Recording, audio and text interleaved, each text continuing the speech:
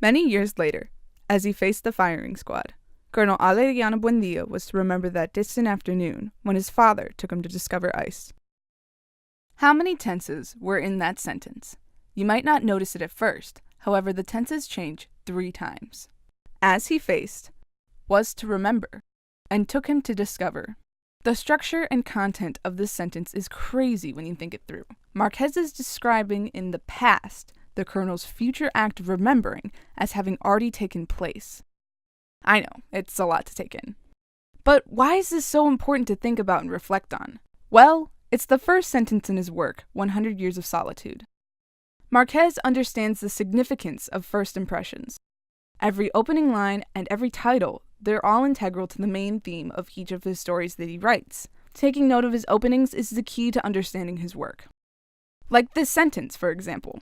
The structure introduces the reader to the concept of the non-linear passage of time, preparing them for the novel in which the main theme is the fluidity of time itself and the cyclical patterns of human nature. Of course, we couldn't forget the title. It's complete foreshadowing for the final moment of the book where... Just kidding, this book is too incredible to spoil in a video. But, like I mentioned earlier, Marquez is very focused on cycles and repeating the past. Having grown up in the turbulent era of La Violencia, Marquez and other Colombian authors from that time period were heavily impacted by the nearly 200,000 deaths that occurred from 1946 to 1964. It was this time period that left political Colombia torn in half. They managed to come together, and the liberal and conservative parties reached an agreement to share power from 1958 to 1974 in the so-called National Front Agreement. Despite this facade of peace, corruption still ran rampant and left many citizens embittered, including Marquez. He could see the irony and tragedy brought by those in power who failed to remember the past. Which brings us to our thesis. The cyclical nature of revenge is necessary for redemption and change. What, you guys thought I was just gonna move on like that? Nah, I get it. Take your time. I hope you're enjoying this so far. Alright, we almost good? In the back there, I still see some pencils flying. Okay, so, I've already talked about one of my books, and while all of his short stories are incredible and amazing, like, you guys don't even understand, each of these could be a standalone novel with more development, and I cried so many times, and I was shocked over and over again. Okay, sorry, they're just so good. So good, but far too complex to spend just part of 15 minutes on. So that leaves these two, Love in the Time of Cholera and Chronicle of a Death Foretold. Each are a beautifully unique story in their own right, but they cover the same thesis. While Chronicle is a commentary on a community's actions, Love in the Time focuses on the betrayal of an individual. Florentino Ariza is a shy, idealistic poet who is love-struck by the bullhorn Fermina Daza.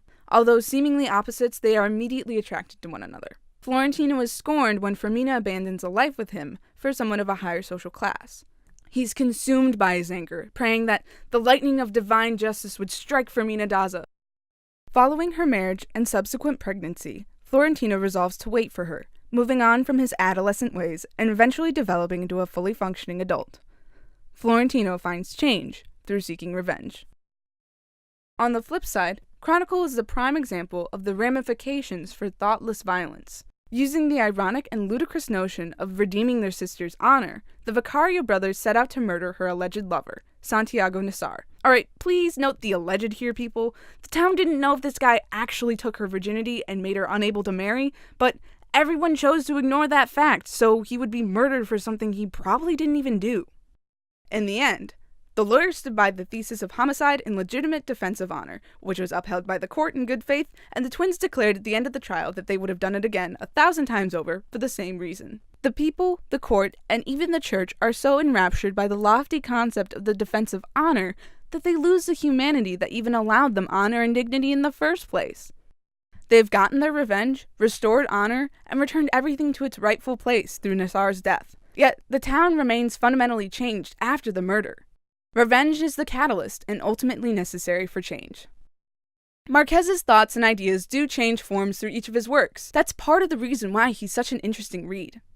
I know some authors can be a bit dry and boring to read, however, Marquez is completely the opposite. His trademark blend of the real and magical constantly keeps you on your toes.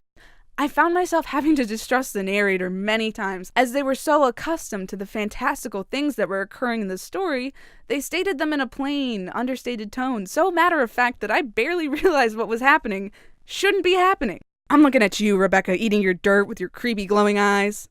Yeah, how did I miss that? Anyway, as I started my research for multiple facets of this project, I was excited! There were so many critical essays on Marquez. I was excited, that is, until I realized they were all on 100 Years of Solitude. How was I supposed to prove my thesis over multiple books if the essays are only on one? I did find the few and proud essayists who dared stray from solitude. Mary Davis, my boy, Mary. She wrote an incredible essay on Marquez's use of epic heroes in his short story, The Handsomest Drowned Man in the World. I'd been mildly confused up until this point in the project, sort of blundering around Marquez's literary landscape with the understanding and elegance of a bear that was recently tranquilized. But this essay was it! Everything about it made sense, kind of like the end of a mystery movie, when the detective is going around scoffing at everybody, telling everyone exactly what happened and why. It was one of those moments that just makes your mind go. Her explanation of this short story gave me the tools to start my own investigation into the rest of his works, not just the short stories. Although they are so good. I'm sure you guys haven't heard me say this enough, but I don't think there's any of Marquez's work that I wouldn't recommend. Okay, so maybe just one work that I wouldn't recommend. I have my reasons, but I'll be civil. Okay. I'm sorry, Marquez, you know I love you and your stuff and everything about your stuff, but there can be too much of a good thing, okay? Marquez loves using stream of consciousness to express the action that's going on and the ideas in his work. Great. Love it. It's interesting and engaging. In moderation. I'm telling you guys, if you have like an entire day, like a whole 24 hours to just sit and do absolutely nothing else, then Autumn of the Patriarch by Gabriel Garcia Marquez is perfect for you. I'm not exaggerating. I counted. There are 6 paragraphs in 255 pages. And in all of that, no quotation marks. I can't say that this book wasn't genius, though. The novel about a dictator commandeers the reading experience. The book decides when to give you a break. The book decides when and how things progress and change, never caring if the reader has had the time to understand. I sincerely believe that this should be up there on the list of books that you can say that you read and people will go like, ooh, they have a lot of patience. Moby Dick kind of stuff.